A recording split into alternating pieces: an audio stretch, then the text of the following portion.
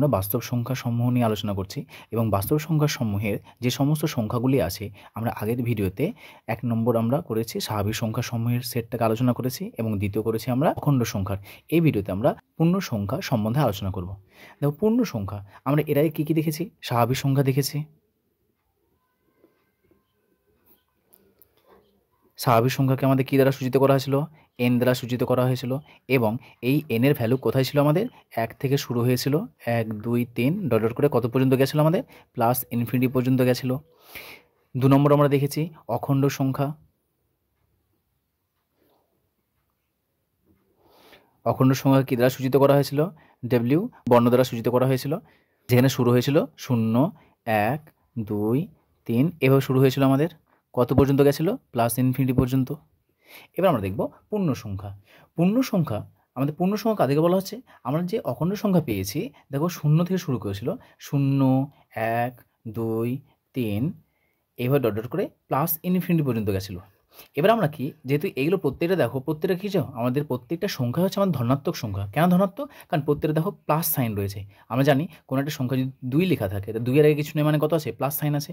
কারণ এই সমস্ত সংখ্যাগুলো হচ্ছে আমাদের কি ধনাত্মক সংখ্যা, শূন্যর পরে যেগুলো আছে। এবার আমরা কী করবো? শূন্যর বাম দিকে সংখ্যাগুলো নেব। নেগেটিভ সংখ্যাগুলো লিখে নিয়েছি, -1 -2 -3 অ্যান্ড মাইনাস ইনফিনিটি। সো ডান দিকে গেলে আমাদের কী হবে? প্লাস ইনফিনিটি পর্যন্ত যাবে, আর বাম দিকে হলে আমাদের মাইনাস ইনফিনিটি পর্যন্ত। পরবর্তীতে আমরা দেখব যে অখণ্ড সংখ্যাকে কোন অক্ষর বা বর্ণ দ্বারা সূচিত করা হয়। সব থেকে ছোট পূর্ণ সংখ্যা, বড় পূর্ণ সংখ্যা, পূর্ণ সংখ্যাকে সংখ্যার আকারে স্থাপন। তারপরে দেখব আমরা সকল স্বাভাবিক সংখ্যা হলো পূর্ণ সংখ্যা, সত্য না মিথ্যা। সকল অখণ্ড সংখ্যা হলো পূর্ণ সংখ্যা, সত্য না মিথ্যা। এবং পূর্ণ সংখ্যার প্রকারভেদ, এগুলো আমরা দেখব। প্রথমে দেখো আমাদের অখণ্ড সংখ্যা। আমরা যেমন তোমার স্বাভাবিক সংখ্যাকে এন অক্ষর দ্বারা সূচিত করেছিলাম, অখণ্ড সংখ্যাকে ডব্লিউ দ্বারা সূচিত করেছিলাম, তেমনভাবে আমাদের পূর্ণ সংখ্যার প্রথম যে লেটারটা আছে, দেখো প্রথম যে অক্ষরটা আছে কী আছে? আই আছে। সো আই বলতে পারি অথবা জেড বলতে পারি। সুতরাং অখণ্ড সংখ্যাকে আমাদের জেড দ্বারা অথবা জি, জেড বলো বা জি বলো, আই জি বা জেড বলো অথবা আই, এই দুটো লেটার দ্বারা আমাদেরকে সূচিত করা হয়। তার মানে অক্ষর দ্বারা চিহ্নিত করা হয়।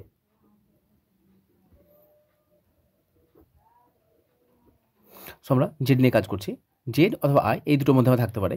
সো জি যদি আমরা কাজ করি তার মানে এটার সমান কত হয়ে যাবে?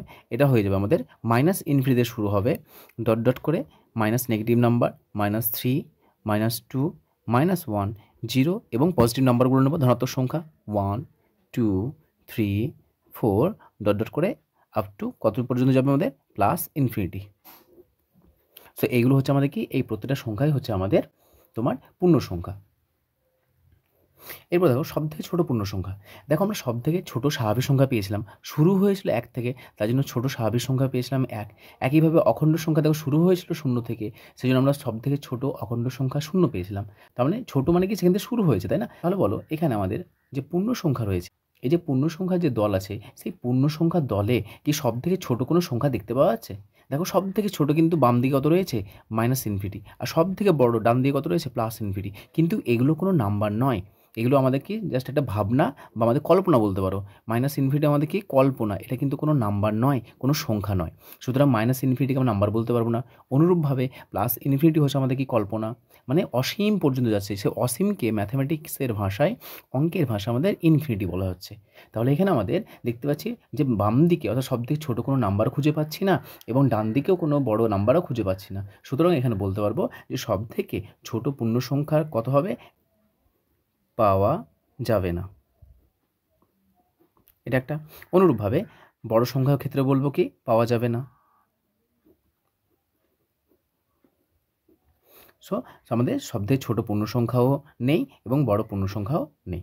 তারপর দেখো পূর্ণ সংখ্যার সংখ্যারেখা স্থাপন। আমরা সংখ্যারেখা অঙ্কন করব, যে মাঝখানে আমাদের 0 আছে, বাম দিকে যাবে আমাদের মাইনাস ইনফিনিটি, ডান দিকে যাবে আমাদের প্লাস ইনফিনিটি। এবার ডান দিকে যে সংখ্যাগুলো সেগুলো ধনাত্মক সংখ্যা রয়েছে, 1 2 3 4 এইভাবে আপ টু কত পর্যন্ত যাবে? আমাদের প্লাস ইনফিনিটি পর্যন্ত যাবে। একইভাবে শূন্যের বাম দিকে যে সংখ্যাগুলো আছে সেগুলো হচ্ছে মাইনাস বা ঋণাত্মক সংখ্যা, -1 -2 -3 -4 আপ টু কত পর্যন্ত যাবে? মাইনাস ইনফিনিটি পর্যন্ত। তাহলে এইগুলো আমরা সংখ্যারেখায় স্থাপন করলাম। এবার দেখো এখানে লেখা আছে পরবর্তী যে সকল স্বাভাবিক সংখ্যা হলো পূর্ণ সংখ্যা। তাহলে বলো তো স্বাভাবিক সংখ্যা বলতে কোনগুলোকে বোঝাচ্ছে? স্বাভাবিক সংখ্যা আমরা জানি 1 থেকে নিয়ে প্লাস ইনফিনিটি পর্যন্ত এই সংখ্যাগুলোকে স্বাভাবিক সংখ্যা বলা হয়। তাহলে বলো এই যে স্বাভাবিক সংখ্যা, এই স্বাভাবিক সংখ্যা কি আমাদের এই সেটের মধ্যে আছে? দেখতে পাচ্ছি আছে। কোথা থেকে শুরু? এই যে 1 থেকে নিয়ে একদম প্লাস ইনফিনিটি পর্যন্ত, তাহলে এই সংখ্যাগুলো আছে। তার মানে এই যে আমাদের পূর্ণ সংখ্যা, সেই পূর্ণ সংখ্যার মধ্যে আমরা 1 থেকে নিয়ে ইনফিনিটি পর্যন্ত দেখতে পাচ্ছি। সুতরাং বলতে পারবো সকল স্বাভাবিক সংখ্যা হলো কি আমাদের পূর্ণ সংখ্যা। তার মানে এটা সত্য। দ্বিতীয় কথা দেখো, সকল অখণ্ড সংখ্যা হলো পূর্ণ সংখ্যা। এটা সত্য না মিথ্যা? দেখো সকল অখণ্ড সংখ্যা, অখণ্ড সংখ্যা কোনগুলোকে বলা হচ্ছে? অখণ্ড সংখ্যা হলো আমাদের শূন্য থেকে শুরু। তাহলে বলো তো এই যে আমরা পূর্ণ সংখ্যার যে সংখ্যাটাকে স্থাপন করেছি, এখানে কি শূন্য আছে? অবশ্যই শূন্য আছে, দেখতে পাচ্ছি এই যে শূন্য এখান থেকে শুরু হয়েছে। তাহলে এখান থেকে নিয়ে আপ টু একদম প্লাস ইনফিনিটি পর্যন্ত এই সমস্ত সংখ্যাগুলো কি বলা হচ্ছে? এইটা হচ্ছে আমাদের কি অখণ্ড সংখ্যা। তাহলে সকল অখণ্ড সংখ্যা হলো পূর্ণ সংখ্যা, এটাও আমাদের সত্য। এখান থেকে তোমরা আরও দুটো কোশ্চেন লিখবে, কমেন্টে তোমরা অ্যান্সার করবে যে সকল পূর্ণ সংখ্যা কি স্বাভাবিক সংখ্যা বা অখণ্ড সংখ্যা?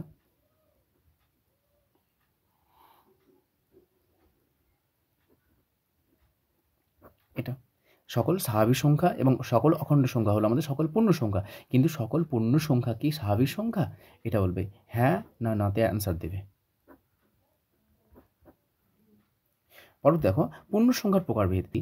এই যে আমরা সংখ্যা রেখাতে পূর্ণ সংখ্যাগুলোকে স্থাপন করেছি, এই পূর্ণ সংখ্যাগুলোকে দেখো আমাদের কয়েকটা ভাগে ভাগ করা হয়। তার মধ্যে পূর্ণ সংখ্যার যে প্রকারভেদ, সেখানে দেখো আমাদের শূন্যের ডান দিকে যে সংখ্যাগুলো আছে দেখতে পাচ্ছি প্রত্যেকটা দেখো ধনাত্মক সংখ্যা, 1 2 3 4, এক কথায় শূন্যের ডান দিকে, তার শূন্যের ডান দিকে যে সমস্ত সংখ্যাগুলো দেখতে পাচ্ছি প্রত্যেকটা সংখ্যা হচ্ছে আমাদের কি ধনাত্মক সংখ্যা।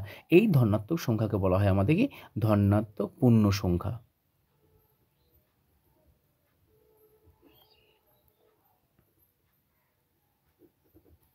অনুরূপভাবে শূন্যের বাম দিকে যে সংখ্যাগুলো আছে -1 থেকে নিয়ে আপ টু ইনফিনিটি পর্যন্ত, এই সংখ্যাগুলো দেখতে পাচ্ছি ঋণাত্মক সংখ্যা, যেহেতু এগুলো ঋণাত্মক পূর্ণ সংখ্যা সেই জন্য এগুলোকে বলা হয় যে ঋণাত্মক পূর্ণ সংখ্যা।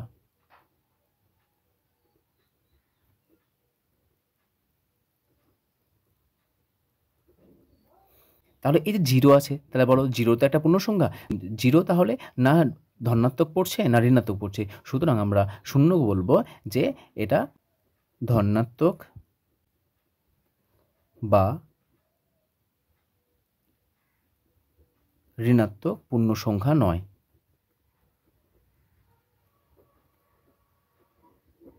এটা একটি পূর্ণ সংখ্যা, কিন্তু ধনাত্মকও নয় ঋণাত্মকও নয়, এটা আছে নিউট্রাল। তাহলে আমরা পূর্ণ সংখ্যা কাকে কাকে পেলাম? সংখ্যা রেখা স্থাপনে যেটা পেয়েছি আমরা,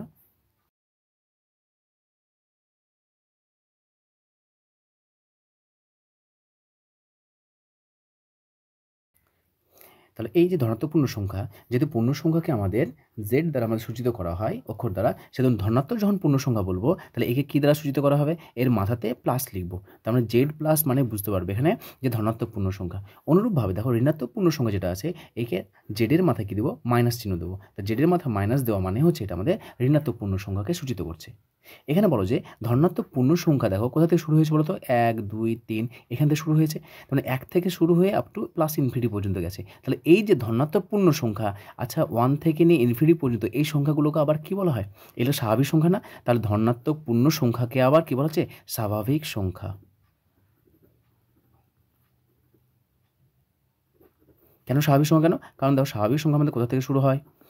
1 2 3 আপ টু প্লাস ইনফিনিটি পর্যন্ত। আবার দেখো জেড প্লাস আমরা মানগুলো কী পেলাম? জেড প্লাসের মানগুলোও পেলাম দেখো 1 2 3 ডট ডট করে আপ টু কত? প্লাস ইনফিনিটি পর্যন্ত।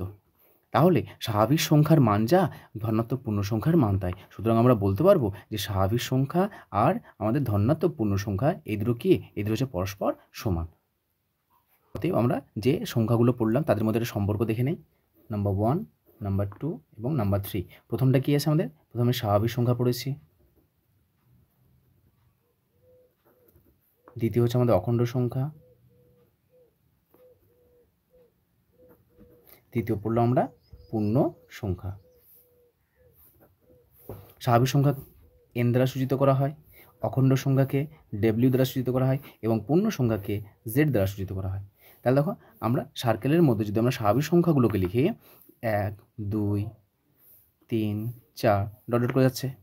তারপরে আমরা যদি ত্রিভুজের মধ্যে অখণ্ড সংখ্যাগুলোকে লিখি, অখণ্ড সংখ্যা মানে কি, দেখো এই ত্রিভুজটা মানে কি, ত্রিভুজের ভেতরে আমাদের কিন্তু এই বৃত্তটা ঢুকে আছে, তার মানে এই ত্রিভুজের ভিতরে এই স্বাভাবিক সংখ্যাগুলো আছে, তার সঙ্গে বাইরে জাস্ট একটা দিলাম 0, তাহলে 0 আর এই যে আমাদের বৃত্তের মধ্যে আছে সমস্ত সংখ্যাগুলো কোথায় আছে, এই ত্রিভুজের মধ্যে আছে। তাহলে এই ত্রিভুজটা হচ্ছে আমাদের কি, ত্রিভুজটা হচ্ছে আমাদের অখণ্ড সংখ্যা। তাহলে আমাদের এই বৃত্তটা হচ্ছে আমাদের স্বাভাবিক সংখ্যা n, এই ত্রিভুজটা হচ্ছে আমাদের কি w পূর্ণ সংখ্যা। এবার আমি এটাকে একটা আয়তক্ষেত্রের মধ্যে ভরে দিচ্ছি।